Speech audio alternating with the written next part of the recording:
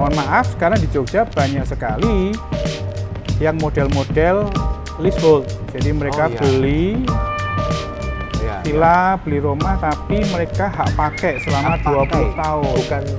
Bukan hak milik atau bukan HGB, hak milik, bukan ya? nggak dapat apa-apa. Ini agak-agak riskan buat kita. Kenapa? Buat investasi riskan itu. Riskan. Kenapa? Saya bayar 200 juta, 300 juta, nggak punya pegangan. Sewa doang? Iya, nggak punya pegangan. Halo teman-teman, kita ketemu lagi di channel YouTube Pipo. Hari ini kita lagi jalan-jalan. Kemarin ada yang ngomong katanya pengennya jalan-jalan. Nah, makanya sekarang jalan-jalan kita ke Jogja. Dan hari ini kita ketemu teman lama saya, yaitu Pak Hengki.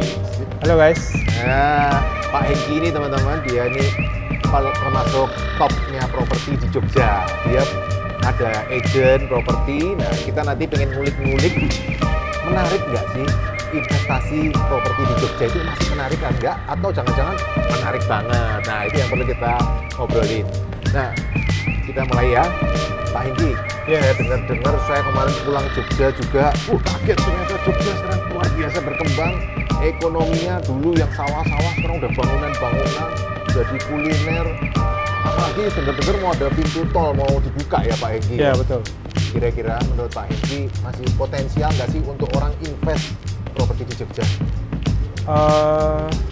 Pertama kita bicara tentang properti dulu ya. Properti itu everlasting, satu bisnis yang mungkin belum akan tergantikan oleh semacam AI sekalipun. Karena orang beli properti pasti butuh rasa kan, melihat dan sebagainya. Nah, Jogja merupakan salah satu potensi area yang cukup besar.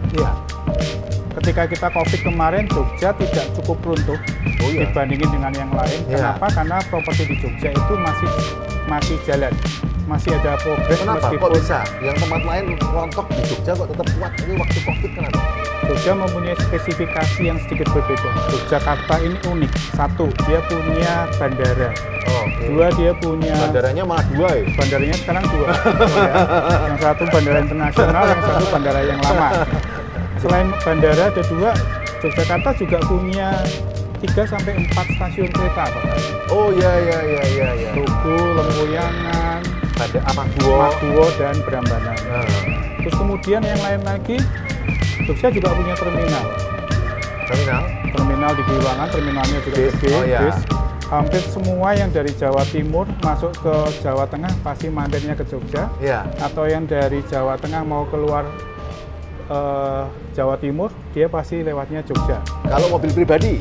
Kalau mobil pribadi sekarang enak. Kenapa? Karena sekarang mobil pribadi, jalan tol sudah dibangun. Kalau Bapak lihat ada di Jalan Keronggahan di seputaran Ring Road Utara itu sudah mulai akan ada 4-5 gerbang tol. Mantap banget. Ini mantap banget. Jadi akses mudah. Dari Semarang ke Jogja yang tadinya bisa 3 jam, sekarang cukup 1 jam. Apalagi kalau jalan tol selesai, lebih... Jogja Solo sekarang sudah 30 menit. Karena lewat tol. Jadi pergerakan, pertukaran ekonomi itu sangat-sangat signifikan. Perkiraan selesai kapan sih tolnya? Perkiraan selesai sekitar 2025 sampai 2026. Itu ada segmen-segmen yang kita bangun. Kalau yang dari Jogja Solo itu sudah sampai Klaten ya. Sudah masuk ke daerah utara Prambanan itu juga ada gerbang tolnya nanti masuk. Nah, nanti masuk juga akan dari Magelang, itu juga akan langsung nanti ke airport Jogja. Magelang juga mau dibangun jalan tol? Iya, dari Borobudur, Magelang jalan tol itu langsung ke airport Jogja. Berarti pintu masuk Jogja bisa dari dua sisi ya nanti ya, dari timur, dari Solo, sama dari utara, dari Borobudur? Wah, menarik banget ya. Plus ada lagi KAI kemarin memberikan satu statement bahwa di Jogja ada KRL ya teman-teman ya. Kalau belum tahu, KRL Jogja Solo itu bayarnya cuma Rp8.000. 8.000, tetapi nanti akan diperpanjang KRL-nya sampai ke Purwokerto. Sampai barat, ke barat Jawa Tengah ya. Dan itu akan melewatin YIA. Terus kita punya kereta bandara sendiri dari YIA ke Jogja, Jogja ke Klaten, Klaten ke Bandara Adi Sumarmo di Solo, itu sudah ada rel sendiri. Nanti juga akan diperpanjang ke timurnya sampai Surabaya. Enak banget. Jadi kita naik KRL itu bisa 4 jam dari Jogja ke Surabaya. Bayarnya nggak sampai 50.000 kali. Nah, itu yang menyebabkan kenapa Jogja jadi satu potensi properti yang sangat-sangat gede. Oh, Di luar iya. itu, di Jogja sekarang perkembangan kampusnya juga mengerikan. Oh iya ya, selain tempat wisata, kampusnya Jogja Kampus, juga. betul. Iya, Kampus iya, di Jogja itu sekarang sudah progresif sekali, masih. Nah, kira-kira menurut Pak Hengki Jogja ini ngarahnya kemana Pak? Ke utara, timur, barat, atau selatan? Kalau teman-teman pengen invest. Nah, Jogja ini punya pembagian area yang paling selatan itu kan Wonosari Oke. atau Gunung Kidul ya. Oke, pantai selatan Terus ya. ya, itu kita sekarang dikonsentrasikan untuk wisata. Oke. Selain wisata, Jogja kan juga terkenal nih Iya. untuk kota pendidikannya. Oh, kota pelajar. Kota pelajar. Dari dulu sudah terkenal itu. Iya. Tahun 80-an, 70-an sudah terkenal. Kita berdua kebetulan alumni dari Jogja, betul ya. Sama-sama Jogja. Sama-sama Jogja. Nah, perkembangannya lebih masif lagi karena UKDW sudah membangun kampus di daerah-daerah Sedayu. Nah, Which itu is- barat ya? Itu barat, terus kemudian ke barat lagi sampai ke Wates, nanti kemungkinan dengan kabar si UADY Atmajaya. atau kampus Atmajaya Yogyakarta katanya sih juga mau bangun kampus di barat. Oh, karena barat kan dulu agak ketinggalan, tapi dengan tol ini wah akan dikejar ya. Yes, Tol bandara betul. itu ya. Kalau dulu kan kelihatannya Jogja arahnya timur terus Betul, ke arah betul. Solo. Ya. Nah, di lain itu Jogja punya satu keunikan tersendiri. Dia Ya. punya satu kota madya di tengah Jogja. Ya, Kota Madya Jogja. Betul, terus kemudian dikelilingin oleh yang di selatan untuk Gunung Kidul, Betul. di timur dan di utara itu Sleman. Sleman, Terus kemudian yang di barat itu Kulon Kulon Progo. Progo, bawah, bawah ada Bantul. Bantul. Enaknya kalau Jogja invest di mana? Di utara, barat, atau selatan ini ya? Oke, Nah, Pak Hengki, ini pertanyaan paling penting nih para investor nih. Jogja itu invest enak di mana? Kodya, atau Sleman, atau Bantul, atau Kulon Progo, atau Gunung Kidul? nah balik lagi, Jogja itu unik Nah, karena sudah ada pembagian plot-plotnya. Kalau Oh. Gunung Kidul itu banyak tempat-tempat wisata, Oh, jadi iya. mereka PAD dan lain sebagainya, Iya. mereka ngandelin dari ya Pindul, yes, terus itu. pantai selatan, Betul. Kukup, Baron itu ya, Indramayu. Nah, yang ke barat itu biasanya lari untuk ke industri. Nanti ke Kulon Progo itu banyak industri. Pabrik-pabrik. Tetapi kalau industri pasti butuh yang namanya hunian. rumah, Rumah. dunia. Ya, apalagi di barat, Nah, di daerah Kulon Progo Wates sana kan kita punya airport tuh. Iya, Nah, ada sekarang airport. pengembangan di sana wah, sudah luar cukup masif. biasa airportnya Jogja gede Yes. banget. Nah, kemudian untuk mengantisipasi hal seperti itu, nanti juga akan banyak orang yang akan pengen memiliki hunian di Dekat airport. daerah barat. Oh iya. Kenapa ya? Karena tadi kita bilang ya, dari Borobudur, dari Magelang itu kan exit-tolnya juga nanti akan ke barat. Jadi Oh, nanti mereka punya exit tol dari Borobudur ke bandara. Yes. Oh. Dan bisi-bisi tetangga nih, Oh, gimana? karena Jogja ini perbatasan dengan Jawa Tengah. Nah, Nah, ada bisik-bisik tetangga yang bilang bahwa nanti beberapa pemerintahan atau pemerintahan yang ada di Jawa Tengah itu akan pindah di dekat Borobudur. Namanya Mungkit. Namanya apa? Mungkit. Oh, mungkin ya. Itu dari- ibu kotanya Kabupaten Magelang. Yes. Nah, dari Mungkit ini nanti ada exit tol yang langsung ke Bandara YIA. Nah, supaya trafficnya nggak terlalu padat, maka dari Semarang turun ke Mungkit ini sudah full tol. Oh, iya katanya dari Bawen ya. Ya, Bawen dari Mungkit turun sampai Mungkit. Ungaran, gitu-gitu itu turun ke situ. Jadi perkembangan hunian di barat nanti cukup menarik. Oh iya. By the way, teman-teman ya, sekarang di barat itu banyak sekali developer yang sudah mulai membangun di daerah sana. Ya karena bandara. Karena bandara dan harganya masih murah teman-teman. Dulu kan bandara Maguwo sama Adi Sucipto itu kan ya juga wadet tuh Yes, sebenarnya. betul. Nah sekarang kalau bandara di sana ya sana pasti nggak lama lagi.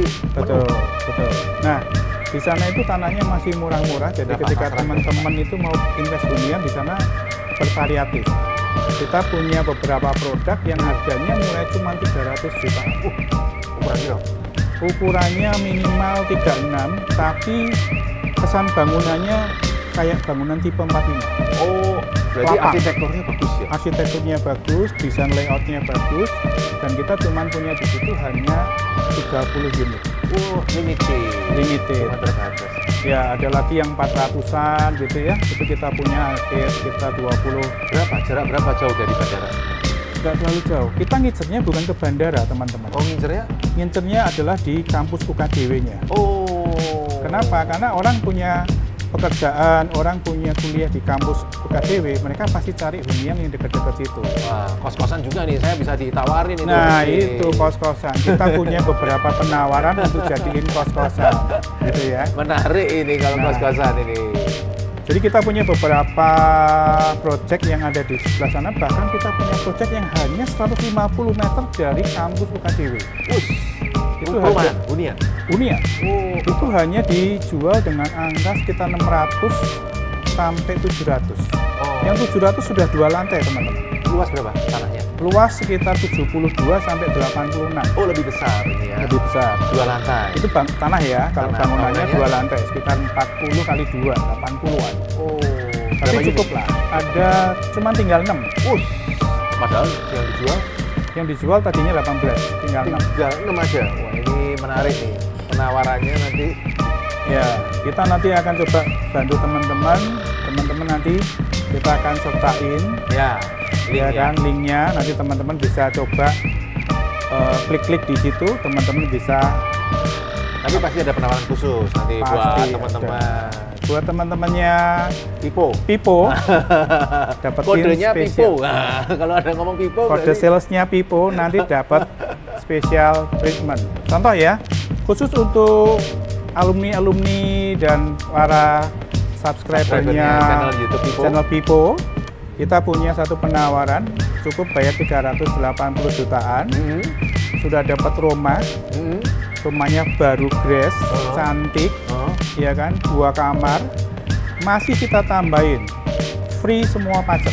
Wow, pajak jual beli. Pajak jual beli kita free, bahkan sampai untuk biaya ke KPR pun Ya. kita bisa kasih potongan. Oh, ya. Ya. Biaya Nggak cukup. provisinya, Yes. sama itu adminnya gitu ya. Nggak cukup segitu, Nah, masih kita tambahin, tinggal masuk bawa koper, sudah kita lengkapin, sudah ada AC, sudah ada TV, tinggal bawa koper. Tinggal Nggak bawa perlu koper. repot-repot. nggak perlu. Tapi bawa mobil sendiri ya, bawa motor sendiri. Ya.